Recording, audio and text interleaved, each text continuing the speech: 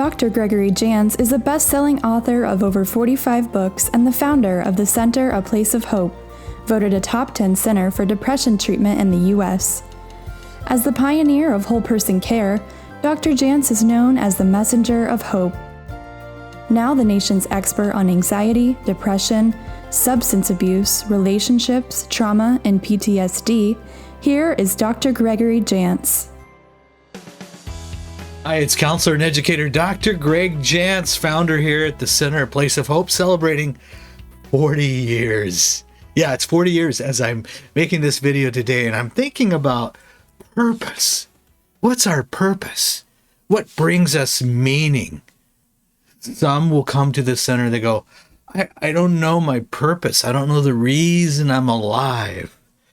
And this has been a theme here recently, and I want to speak to finding your purpose in life. In fact, such an important topic. I actually did, you see, these are small little titles on various topics because our attention spans have really diminished.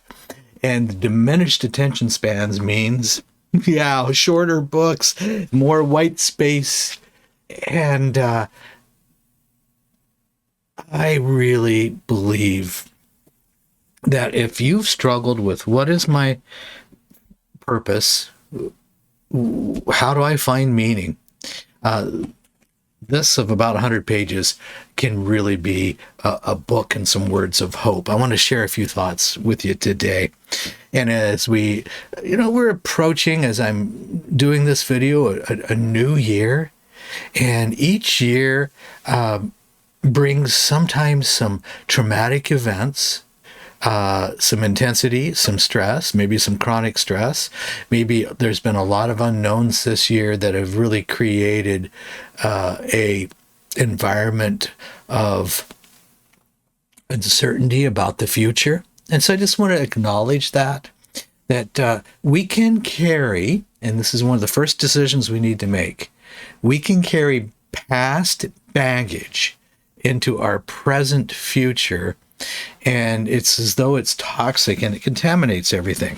Now, here's what research, the best I could find, is about 25% of us, and the research says American adults claim to have a clear sense of what makes their life purposeful. 25%. Oh, I wonder if it's really that high. But that's what we were able to find and go, okay, who has a sense of meaning and purpose for their life? 25% say they do. What are they like? What do they do? What makes that 25% different? And here's a few discoveries. And I have to tell you that I went through a period of personal identity crisis. Okay, I'm going to give you the year, 1989. 1989. So I went through a time where there was great difficulties. I went through a time where there was challenges in my life that really reflected a deep period of depression, anxiety, and uncertainty about my future. I had felt that I chose the wrong career, the wrong calling, and that I was not at a place of making good decisions. I didn't feel like I had purpose. I didn't feel like I had value. And I will also share with you that it probably took me a year just to rebuild, to feel physically good, emotionally good, feeling more solid in a spiritual sense.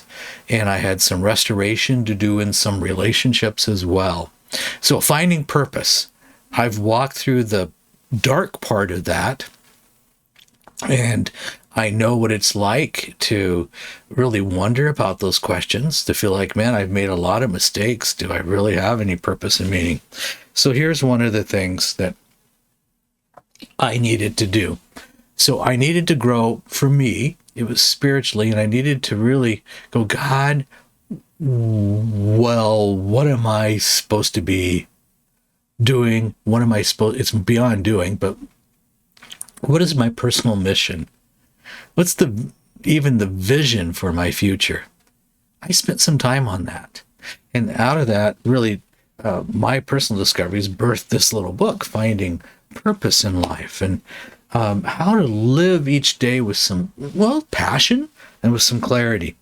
And vision, I put in my notes, is really the building block for any worthwhile enterprise. You have a vision. A inventor, Elon Musk, for example, a vision for what could become. It starts with a vision. And I began to look I looked at my early childhood. What were the things I was doing and enjoying? And my early childhood all through high school, it really did involve people and relationships. And it involved a sense of accomplishment that involved others and personal meaning and relationships that I look back started pretty young for me. So creating a vision for your life, I do believe this can be done at any time. And sometimes we need to pause. If we've had a history where there's been chronic maybe depression, chronic anxiety, perhaps even addiction. And you feel like, man, my life really got off course. Well, we can re-steer and we can restore. And I'm grateful. There is a Bible promise that says God restores the years of the locusts. In other words, when everything was destroyed. And I have found for myself, even though I wandered in the deep valley there for a while, years ago, I feel that everything was restored and with greater purpose and with greater meaning. So this is why this is such an important topic to me. As a mental health professional now, 40 years, I find as we deal with, maybe it's the symptoms of depression, maybe it's the symptoms of anxiety, we're dealing on a symptom level, which we need to do, because we've got to feel better. We've got to have better sleep and better rest, better self-care, better relationships. Then we need to go and dive even deeper and go, well, what gets me up every day excited or passionate? What am I, and I don't think it's any one thing, but the question is, what am I supposed to do with my life? And so I started, we actually, as a family, have been doing it. We start writing life goals, and some of this begins really around Thanksgiving. And it's not yearly, here's the New Year's goals. Most people, it's always, weight loss and make more money. Weight loss is usually at the top. Well, by March, everybody that was at the gym has fallen off the wagon, and those tend to be very short-term, good intentions, but really not sustainable actions or goals. So you think about life goals, and project it out. Let's say 50 years from now, looking back, well, how do I want it to look? And what's the vision? And maybe there's times I think we pray for vision. What's the vision? One of the things that we need to perhaps do is, and I'm going to say, create a journal, pull out a journal. I just happen to have mine, current one right here. It's a zip one because I stick a lot of papers in it. But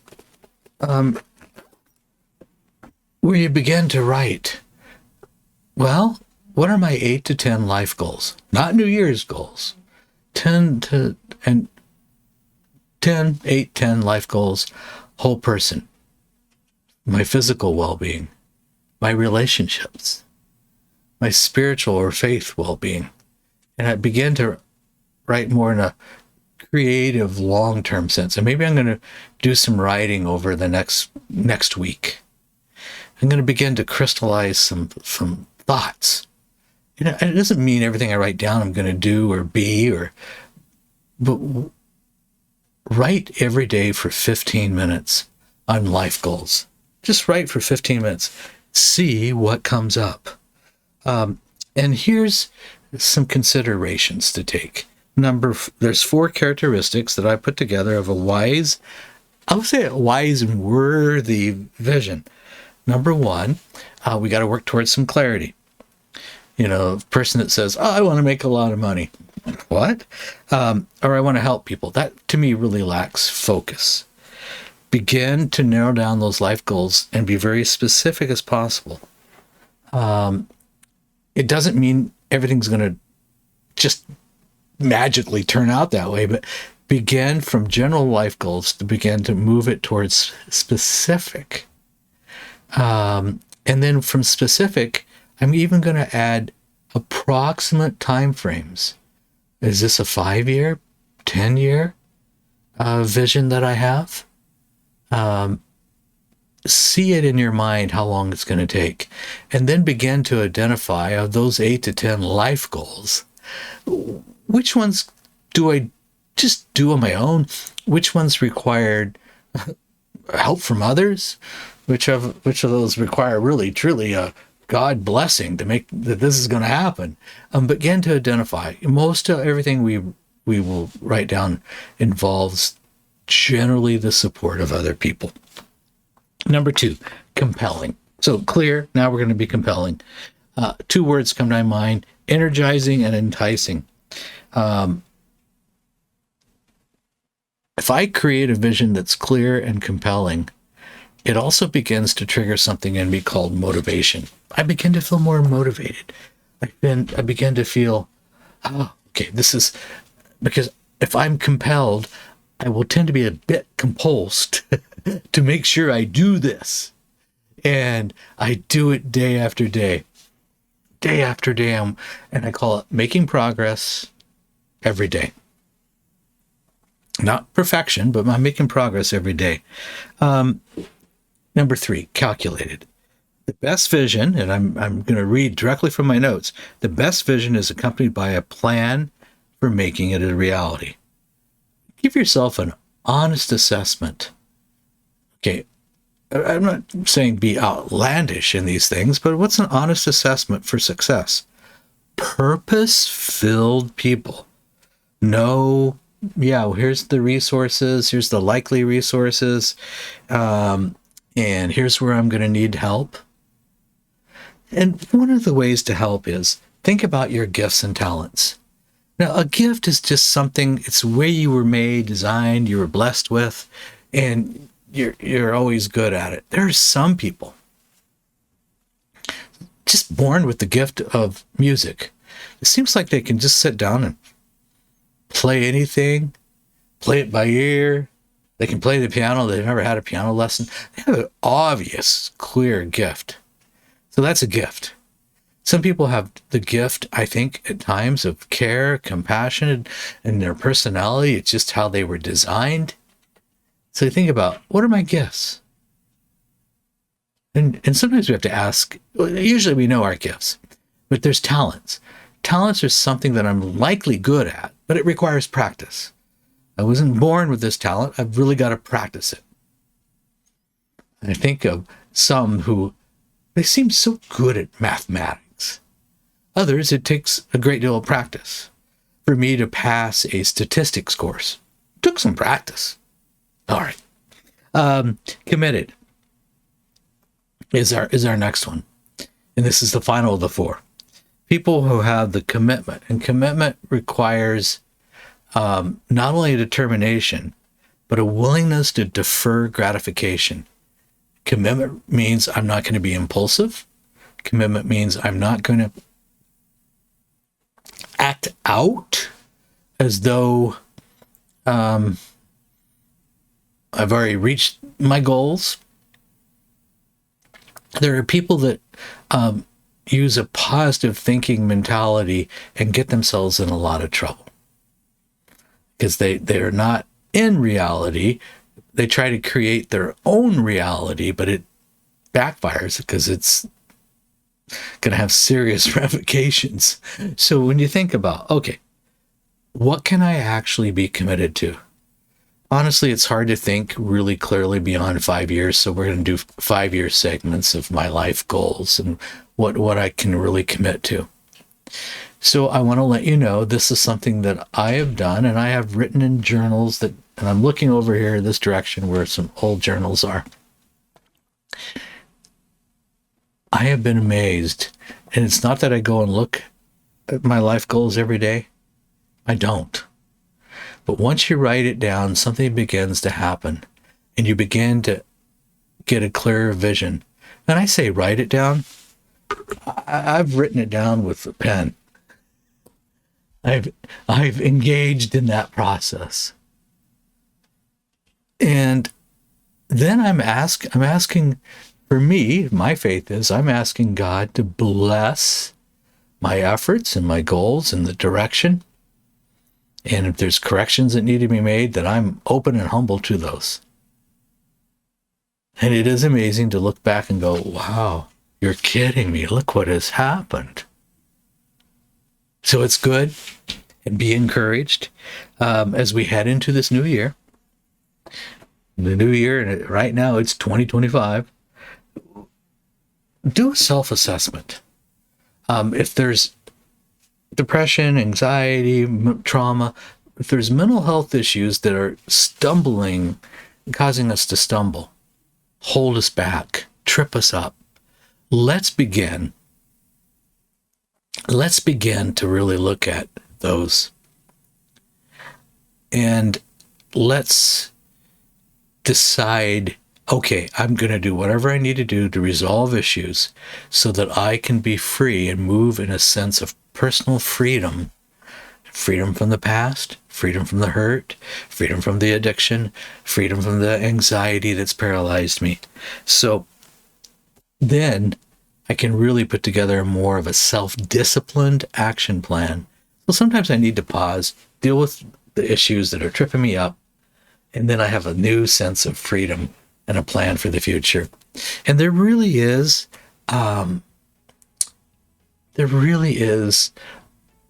purpose and meaning, but we may not feel that or experience that if there is these mental health issues that keep stumbling us. Okay, hope comes when there's a plan. Let's create a plan, and with a plan means I am going to find my purpose, and maybe it's a new vision for my future, and I'm going to get the support I need. I'm going to get the accountability I need, the resources I need, and I am going to live differently in this new year.